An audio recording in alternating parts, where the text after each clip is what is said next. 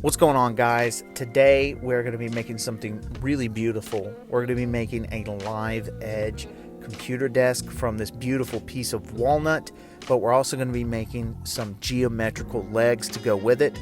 Now, it's going to be tough and it's going to cause us to do a lot of thinking, but all in all, this is going to be a beautiful piece, and we can go ahead and get started once I find a good pencil.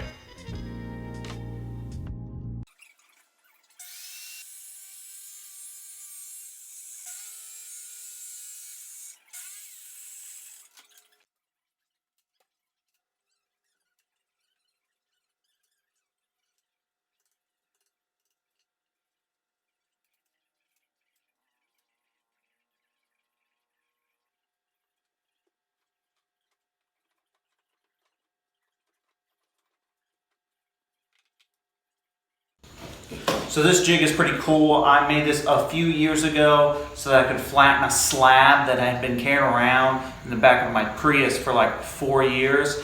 I ended up making an end table out of it, but in order to get a good start on it, I had to flatten it. So I made this. It fits specifically for my bench. Slides back and forth, and it has these adjustable knobs, and my router is going to go inside this and be able to go back and forth. Now, this knob loosens it, and it's supposed to go up and down, but it has the tolerances of, well, whatever NASA isn't.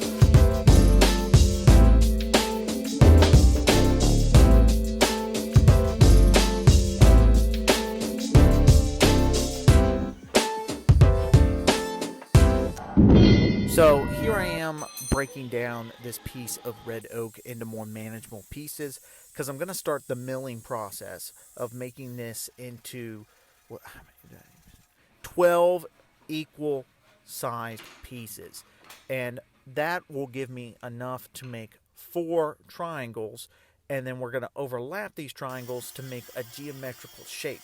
Now, I had a video explaining this, but it wasn't good, so here's me from the future. Okay, so quick pause. I know what you're thinking. Where the heck's his beard? Why is he looking so fine? Why is the garage door closed? Well, I'll tell you. I shaved my beard because I felt like it. I'm looking fine because I lost weight. Thanks for noticing.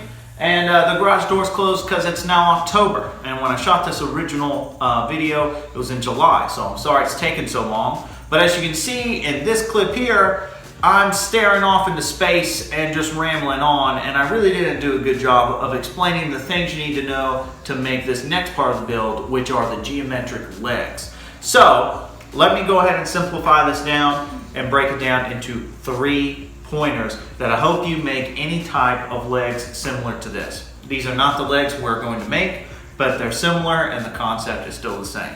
So let's get to it. Tip number 1, there's only 2 angles. Doesn't matter how you slice this, there's only 2 angles you need to know. Here we have just a simple cross leg. You'll find these along on farmhouse tables, trestle tables, all kinds of stuff like that.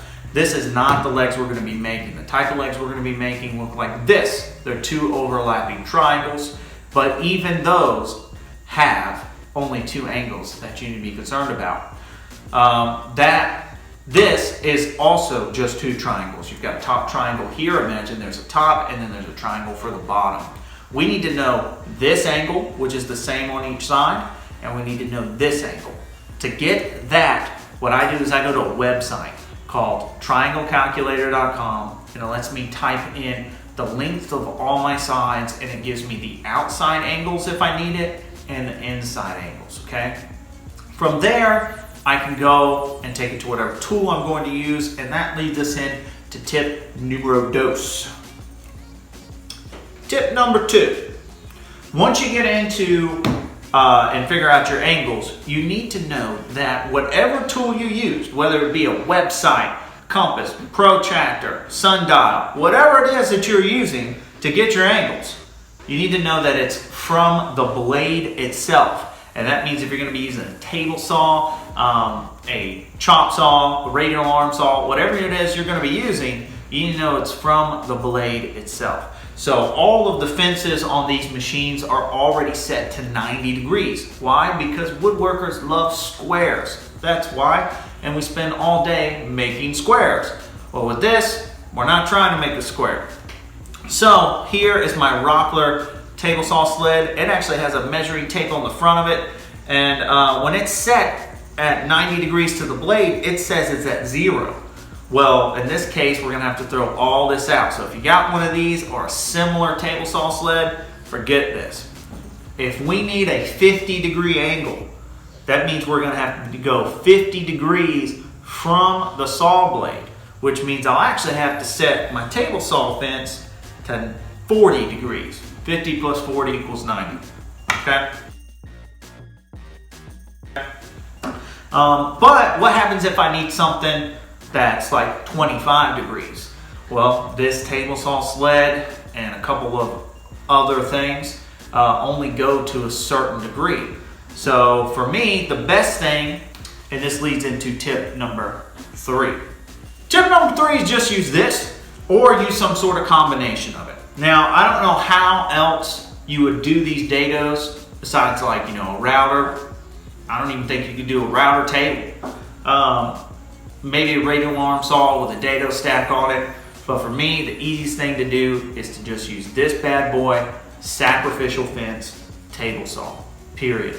Now what I did, since I have both of these, I was able to cut one of my 2 angles, because remember, tip numero uno is there's only 2 angles. One of the angles I could lock into my table saw sled, the other angle I locked in to my miter gauge. And I could just swap back and forth as needed. And I'm gonna give you a bonus tip. Tip number bonus, do a lot of test cuts. You'll see here, I don't do any test cuts in the film, but I did off camera a lot. So with that, let's wrap it back up and get back into the project. Peace. Okay, so after I did all my test cuts here, I went ahead and made a master triangle. And what that'll do is give me all 3 sides as a master copy so that I can go and set up my table saw, sled, and my miter gauge to all the correct angles, and I can cut all 12 pieces to the correct lengths and angles. Now my sled doesn't let me cut all the way through, so I hand cut off with a saw and smooth it out with a chisel. But eventually you just repeat this process until you have 4 identical triangles. Now, once that's done, I can go ahead and make an executive decision and lay out where I want to make my dados. and I go ahead and do this to the master triangle, and then I repeat these dimensions on a second triangle. Once I have them mated up exactly how I want them, I can go ahead and test fit them together and use them as a master copy for the next set of legs. Once that's done, I can then take those and repeat the process, but this time everything will be reversed on the left side or right side of the miter gauge. Now, I made a mistake. I cut a dado too big, so I went ahead and hand cut a thin sliver. And here I am. I'm just going to glue that on and let that set in. So that way I have a nice tight joint without any gaps. And it'll be on the inside and stained, so it'll be hard to see anyways.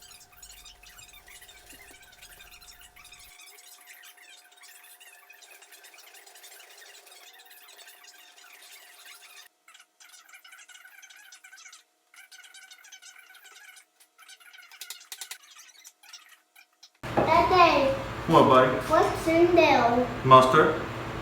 Mustard. Yep, mustard. You need to put ketchup inside. Why do I have to put ketchup in there?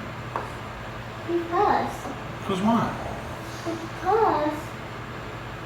it matches ketchup. Oh, it matches the ketchup? You think so? Yeah. Ketchup matches this. It matches the ketchup pack. Yeah, because it's red. Yeah. Well, I never thought of that. I guess I'll put ketchup in there. That sound good? Alright, I got a hammer. You gonna close your ears? Yeah. Okay, close your ears. Daddy, Huh? Waddle. Love you more.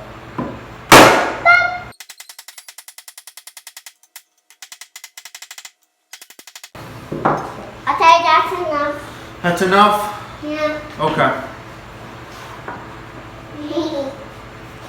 Love you.